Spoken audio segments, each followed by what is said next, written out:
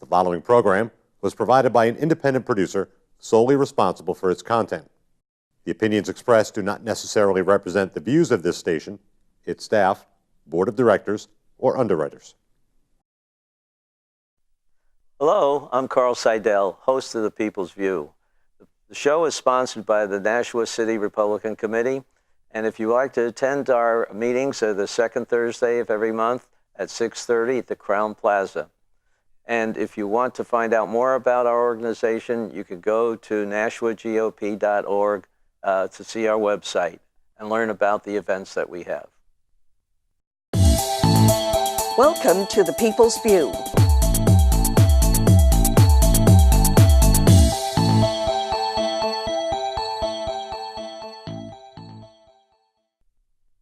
Hello, and help me welcome our guest, Representative Don Lebrun. Don, you're from Ward 5, right? And you also serve on the Health and Human Services Committee. Only committee I've ever served on. Only committee I will ever serve on. Well, that's very good. It's the biggest committee, too. It is. Biggest from responsibility, biggest agency. They take up about almost half of our budget. 37%.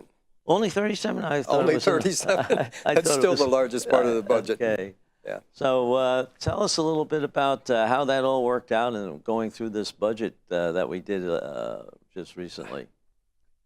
The budget, I voted for the budget. I was not satisfied with it, especially in the area of health care. In fact, I was totally dissatisfied with it. I thought that there were just too many cuts in too many of the most important programs. Programs like our developmentally disabled. These are people that, through no fault of their own, were born with defects, maybe mental defects, physical defects, that cannot do anything to help themselves. And yet we don't fund it enough. We don't put enough money into people like that can't help themselves. We throw money away. We talk about gaming and rail and things like that. You know, these are all big deals to everybody, but we sort of ignore the people who really need help, the mentally ill, the drug problem that we have in this state, all the health problems we have in this state. 37% of the budget is still not enough. We should be looking in the area of 43 to 45% of the budget in health care. Our people are the most important thing. It's the same when you run your household budget. If someone in your family is ill, the first thing you're going to look at is taking care of that person and getting them well. Before you worry about any of your other bills or anything else, you're going to worry about that problem. Well, there were some increases in the bill. I mean, the HHS is getting more money than they did in this biennial. As everybody knows, due to inflation and everything else, costs go up. Health costs go up. Of course the budget has to go up. We still have to first look at all these people who cannot help themselves, who need help. The homeless. A woman in her car with 2 kids, school age, has no place to sleep except in her car. And we don't care. What programs are there available? There are, I know, for homeless veterans, but is that just exclusively for veterans? Or? We're not even taking care of the homeless veterans. There's some 600 to 700 homeless veterans in New Hampshire. And we're not really doing much to help them. We really aren't. There's so much stigma that goes along with being a homeless veteran. They don't want to go and seek help on their own.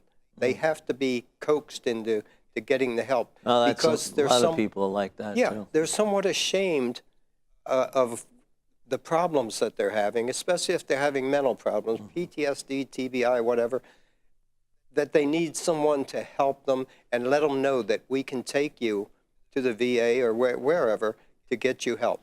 They won't do it on their own. Well, how does that work? Do they have some nonprofit agencies that take on these different elements that you're concerned about of our population? And how do they contact these people? I mean, you gave a number of so many veterans that are homeless. Who came up with that number? There are groups that go out and try to locate the homeless veterans. For instance, the state police, they do a tremendous job. There's a state policeman by the name of Officer Garr, G-A-R-R. He actually goes out and picks up people and takes them to the VA, takes them through the entire registration process, and gets them started on a program to get help. They do a tremendous job, and more he's got state troopers that are volunteering to help him with this program. There's probably 30 or 40 state troopers that are doing this on their own time. It's not costing the state a penny. They're doing it on their own time, all strictly volunteer. And they're doing a tremendous job. But then you have organizations, other organizations like your developmentally disabled organizations that try to provide for those people, parents who have a developmentally disabled child that need help. It's a 24-hour-a-day job, and they need help. They need, even if it's just someone who comes in and stays with that child for 2 or 3 hours. So this is home health care is what you're talking about. It's sort of home health care, yes. But these are where the real problems are, and this is where we should be focusing. Have you heard, I just heard recently about some of these home health care people aren't getting all their bills paid either. They're not getting all their bills paid. Is there a reason? I mean, the budget was there, but they're not being paid. No, it's actually the formula for payment. The formula is not set up right. Oh. These people are not getting their fair share to give the care to these people in need. They're not getting their fair share coming down in payment for what they're doing. But it's not because there's not money there. It's because it's not operating correctly, or what? As far as I'm concerned, and I know you've heard me say this before, Carl, it's all about the administration of the Department of Health and Human Services. I see. There is just, the commissioner tells me that his administrative costs are only 12% of the 37% of the budget that they get. 12% to me is too high. Yeah. It's too high to take 12% of that money and administer these programs instead of funneling that money down to the program where it belongs. If you're not helping the people, if you're sitting in an office and administering the program, doing the paperwork, computer work, whatever, and the money's not funneling down, you're not helping those people. Do they have enough capability in computerizing all this paperwork and stuff? Because I noticed 4 years ago when I did some investigation up there, many of the agencies aren't computer initiative enough. You know, they don't take the savings they get by computerizing all the data and having it, most of it being done automatically. Mm-hmm. Well, you know, they said when computers came along, we would do away with paper. Yeah. Well, yeah. You know what paper's like in the State House. We waste more paper than they can't even make paper fast enough. Well, that's true. And that's government. Paper, yeah, all the. That's government. Well, they have to change. I mean, everything is on computer, yeah. But you have to have a paper copy of it also. You know, it doesn't make sense. People should be able to use that. They should be using iPads around. We walk around with them. They do in the hospitals now. Right. That's really helped them out a lot. Yeah. The Justice Department has done a real good job in computerizing. Small claims courts can be all handled by computer. Yeah. Now, but you've got defendants in criminal cases and whatnot that testify or they're arraigned by what do they call it, Skype or whatever they call it. They don't even have to show. That's a huge savings. Mm-hmm. And you can do things like that with health care. Mm-hmm. You don't need all that paperwork and all that administration. Funnel the money down to the organizations that are doing the job, the people who are actually going out in the field. I go out in the field with organizations right here in Nashua. I go out with Life Coping. I've been out with Meals on Wheels, different organizations that I go out with, and I see exactly how they do things. And I see the volunteer people that come in and do these jobs and how intense they are and how they just want to do everything they can to help these people. And yet there's no money coming down for the necessities. There's no money coming down for the food. There's no money coming down for the care that they give to the physically challenged or the mentally challenged. There's just not enough money coming down to keep people interested in what they're doing and want to go out and do more. Now, you said something about the organization of HHS is you feel it might be a little top-heavy, Absolutely. and the money is being eaten up by that, or is there just a lot of errors in how everything is handled? I think there's too much overlap. There's too many different departments within HHS that overlap each other, and they're both doing the same thing, and they're not communicating. Instead of having a department do one area and sort of have a perimeter and another one abuts it, they're just overlapping each other, and they're all doing the same work, and yet nothing's getting done. So you got silos that don't communicate. You got silos that don't communicate. And is there any? So many times they've come into HHS, and I'll ask the question, does your department communicate with this department? Well, you know, we try to, but we really can't do it. You know, that's one thing the Justice Department found out when they centralized their call centers, that there was this was the way to cross-communicate. Maybe they can learn something from what they're doing there, because they've been able to reduce their overhead staff quite a bit. And we have an audit department. They come in and they audit HHS. I imagine being the largest one, they must get audited at least a portion of them must get audited every year. I'm sure they get audited, but you know as well as I do how audits work. Okay, so you're saying that your committee doesn't really get to hear about those audit reports, at least on the processing? We may get an audit report months after the audit is done. We really don't get into that aspect. Our charge is to look at the bills that come in that directly affect people, not the administration so much of it. My feeling, and it's just my feeling, is that what I hear from DHHS, they are way overstaffed. It's all about every time they come in with it, and we have a new bill and they come in to testify on it, it's always about, well, we're going to need 2 people to administer this, or we're going to need 1 person, or we're going to need $50,000 to do this. And it's all about administration. They never say, well, we need $50,000, but $49,000 is going to go to the actual people that need the help, and we only need $1,000. It's always about how much they need. So you're not saying that the committee doesn't have any authority to say, no, you're going to do that, you're not getting anything? We can cut it out of the bill, yes, but you know, then it gets dragged out. It goes on and on and on until finally, if we don't give them the money, it ends up going to Ways and Means, and Ways and Means are giving them the money because they write the rules. So it's a shell game.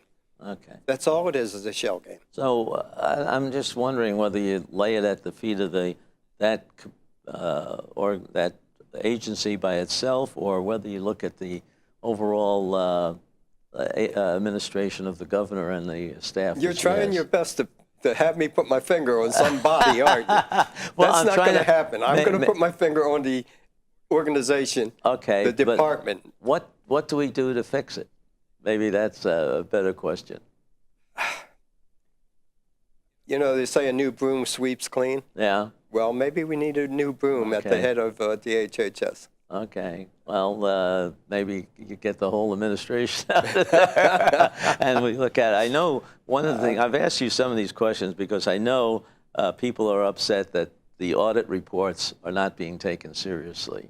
I had one example with an agency coming in and for capital improvements, and they had this $4 million proposal, and we were wondering, you know, first of all, it looked like a proposal that should have been done under the operating expenses, And they said, yeah, we had this audit telling us that we had to get that done, and we couldn't get approval for it. So we were told to put it into a capital improvement. So you have to bond it, and you're paying extra money for that bonds.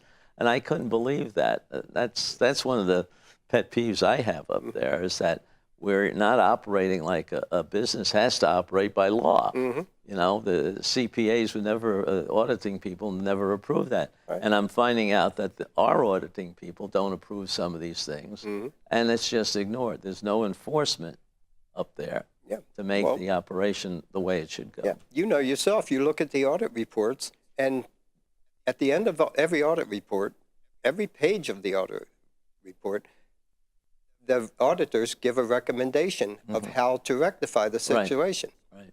And down the bottom it will say, in 2011, we recommended such and such. Has not happened yet.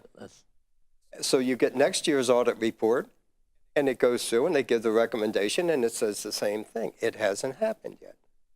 Well, maybe. So where is the teeth in the audit report that says... They have no enforcement. They have to have some enforcement. They have no enforcement. They have to have some enforcement to say, this is our recommendation, and we give you such and such amount of time to get that done. If you don't get it done, then we have the authority to do something else about it. If there's no teeth in it, it just goes on and on and on. Well, maybe we should just publicize it and say this department has these audit reports, and see if the people vote. But it's you know, it's every department in government. Well, unfortunately, you're right. I've been frustrated too about part of the budget that I didn't agree with was the taking of so-called dedicated funds and using it to balance the budget. But the fact is that there's a short time. There's always going to be a shortage. We've been doing this for God knows how long, and nobody knows any other way of doing it.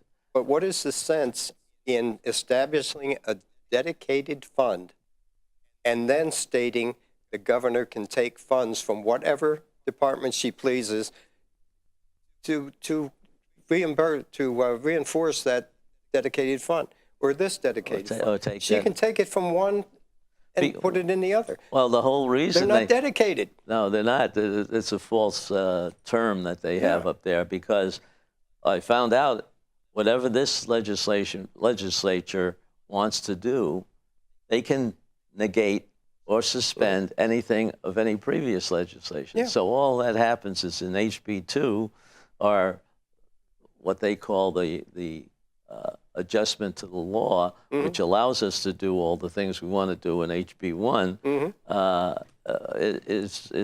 is legal. So there's nothing we can do about that. That's always, you could say that it takes 2/3 of the voting legislature to change that, but then you get just the opposite. A minority can control the action that you do. So it doesn't seem, I guess we just have to keep publicizing it, that we can't really do this. If you want to use dedicated funds, you can't start cutting it around. And every time you do that, you know, you'll be named as the person who has changed that. You know, unfortunately, that's the thing we have to do. We have to name names. We have to say, this person is responsible for this. We've got to name names. Well, I think one thing we have to do is be reasonable. I think you and I agree that we have to live within our means. Oh, absolutely. And it's a matter of how the means are distributed. And that's why I said about the household budget. Right. You've got to take that core where the most important things are, and that's the things you have to do first. And then you have to branch out and do the things you would like to do.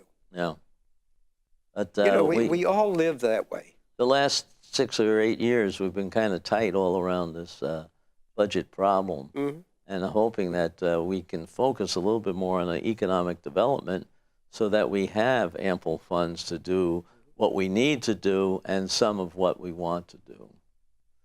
I think what we have to do is one of these terms, we have got to pull the belt tight and suffer. And get ourselves straightened out to where we are only spending what we have to spend.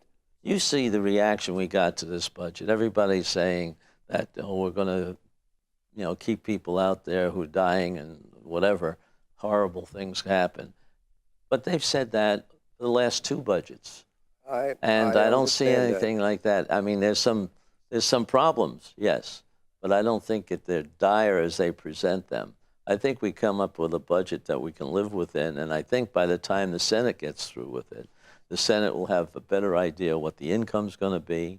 It might have found different ways to handle some of these problems. They will have better revenue estimates because theirs will be current. Right. I mean, that's part of the process that we have a problem with. I mean, we start out with coming in at the end of the year before the new legislature sits for the first time. The agencies put in their wants, I guess is what you best describe it. It came in $2 billion more than this current biennium. Yeah. The governor goes after it and trims it down, and she comes back wonderfully with only a $1.1 billion increase. Well, that's still too much. That's not like, what was it, close to 9% increase in the budget, something like that. 9.3, I think overall. It was. Yeah. And a lot of what goes into the general fund, which is handled by our taxes, is matched, maybe even more so, by the federal government's largesse, which is our money that goes to Washington, gets a haircut, and comes back. We don't get all our money out of it. Maybe it'd be... Think about the rainy day fund. Yeah. 2 years ago, one party was doing all the complaining about the size of the rainy day fund. It was almost depleted. We've got to do something. We've got to build up the rainy day fund. What did they come back and do this term? They drained the rainy day fund. The same people who said it was underfunded 2 years ago. Again, that's their problem is having to balance the budget, and they just look for what's available. But the rainy day fund should have been larger if we didn't spend the surplus that came out from the previous one. Instead of sticking it all in the rainy day fund, we only stuck less than 50% of it in the rainy day fund. That's why I said it's a shell game. It depends on what 2-year cycle you're in. Well, it keeps... one gives, one takes. The other comes back and gives and takes. Well, I think we agree we got to change it somehow, but I'm not sure how we're going to do that. I'm not sure it will ever change, Carl. Well... I'm not sure it will ever change. Maybe we give it a little bit more air, Don. We'll come back and we'll talk about it after we find out what the Senate does. Well, that would be a good idea because the Senate will have better figures than we had to go with, without a doubt. Do you know of anything that they might be thinking of as far as modifying the budget that's significant? No, we've been so busy in HHS the past week and a half that I haven't had a chance to talk to the powers that be in finance. I will get the strange. The finance guru, Neil Kirk, is on my county committee. Yeah. I'm the chair. That's going to be interesting. I see. Okay. That's going good. to be so interesting. You're taking the nursing one or not? This is administration and finance. Yeah. Okay. So that's going to be interesting. I'm looking forward to that. Well, I know from my experience on that committee that it's an interesting time, and Neil's always been an active person on the county committee too. Oh yeah.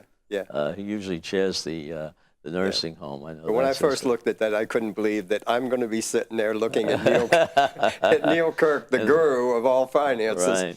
Right. But it's going to be interesting. Well, how do you like that county job too? That's another part of your responsibility. I totally enjoy everything I do. I love going to the State House. I love Health and Human Services. I love trying to do whatever I can to help people, the grassroots people, because I don't care about the umbrella that overlooks government. I only care about that group, the people that the people depend themselves on the government, who depend on that government. And that's the way I look at it. And it's the same way with the county.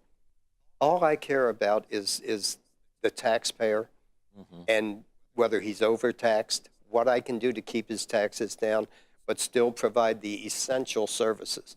I don't care about all the frills and the fringes. I only care about the core people. Well, the county budget went up quite a bit the last time around. It went up I mean, almost relative 3%, to, I believe it was. Yeah, relative to the past, the history of the past. And there they had built up a substantial rainy day fund. Yeah. the rainy day fund, I think, has been depleted quite a bit, hasn't it? It has. It has. Do you have it up the and top that's of your what- head? Do you know how much is left No, there? I don't. It's It's several $1 million, but yeah, it's not. it's in the neighborhood of $2 or $3 million at Yeah, best. it used to And be that's way up around pennies. 15 million or Right, so, 15, 18 I million. mean, that's pennies. It only takes one disaster. right, to wipe And- it out. You know, we don't know when that's going to happen, or how it's going to come, what it's going to be. It could be a storm. It could be any kind of disaster. You know, that just depletes that. Where do we go from there? Where do we get the money? Well, I know you also have an insurance policy that has a $1 million deductible, so you have to keep $1 million deductible.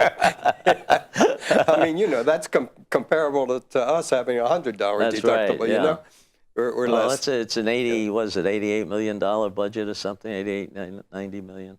I think. Yeah, 87.7, yeah. I believe it was, something like that.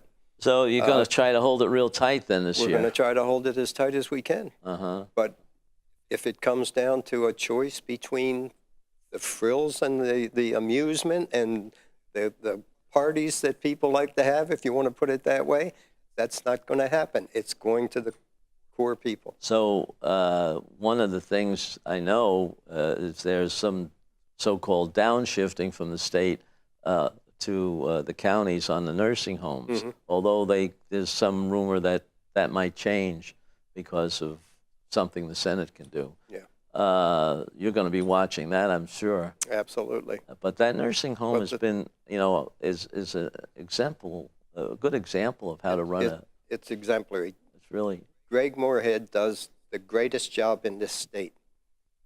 I think we're still the only county that has a nursing home that's running in the black. yeah. And it's barely running in the black. I mean, he's making ends meet, but he's making ends meet. He's doing a great job. Yeah, that's great what I job. remember, and Yeah. so hopefully you'll save a little bit of money there. Hopefully. So we'll see But, what that goes. But you know, it's just so many things. We talk about our infrastructure, you know, and that's important, but it's not as important as the people. Yeah, They say, okay, if we don't fix our roads, the trucks can't bring in products, the businesses can't operate. And that's all true. But it's secondary to the people. and you want to do that effectively too.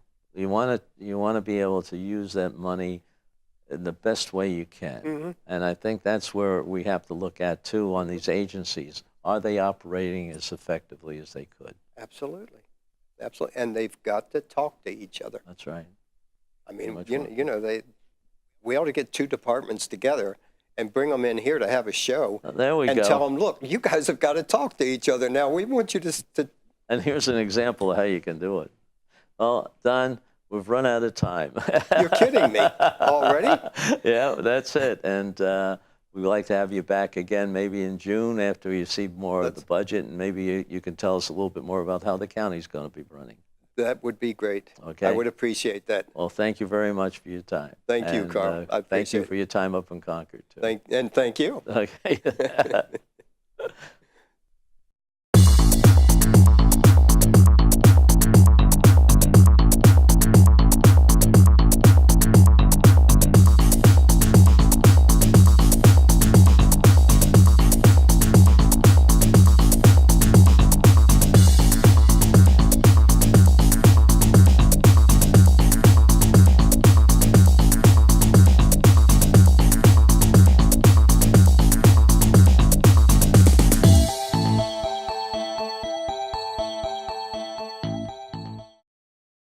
The preceding program was provided by an independent producer solely responsible for its content.